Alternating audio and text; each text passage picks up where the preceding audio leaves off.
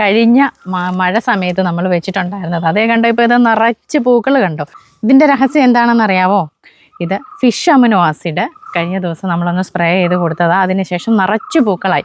മഴക്കാലത്ത് ആ സമയത്തൊക്കെ നമുക്ക് നല്ലതായിട്ട് വിളവ് കിട്ടിയത്. അതിനുശേഷം 1, 2, 3 വിളവിന് ശേഷം നമ്മൾ ഡോളോമൈറ്റൊക്കെ ഇട്ട് വെള്ളം ഒഴിച്ച് കൊടുത്ത് മണ്ണെല്ലാം സെറ്റാക്കി പിന്നെ ഇടയ്ക്ക് നമ്മൾ വളങ്ങൾ കൊടുക്കുമല്ലോ, അങ്ങനെ കൊണ്ടുവന്നതാണ്. അപ്പോൾ ഈ കഴിഞ്ഞ ദിവസമായിട്ടും അതിന് പൂക്കളൊന്നും വരാതിരുന്നപ്പോൾ നമ്മൾ ഫിഷ് അമിനോ അടിച്ചു കൊടുത്തു. ഇപ്പം നല്ലതായിട്ട് പൂക്കൾ വരുന്നുണ്ട് കണ്ടോ.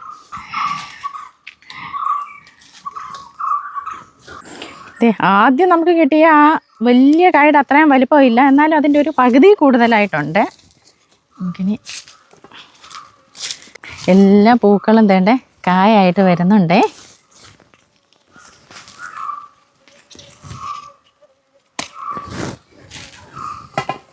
ഈ നീല കളറിൽ വഴുതന ഉണ്ടല്ലോ, ഡാർക്ക് പർപ്പിൾ ബ്രിഞ്ചാണ്. ഇതൊരു നല്ല ഇനമാണ്. ഇത് അങ്ങനെ പെട്ടെന്നൊന്നും കീടബാധ ഉണ്ടാവുകയോ അല്ലെ മൂടിചെയ്യൽ വരുവോ ഒന്നും ചെയ്യുന്നില്ല. അത്യാവശ്യം കുറേ നാൾ നിന്ന് വിളവെടുക്കുന്നു. നമ്മുടെ ഒരു അനുഭവമാണ്.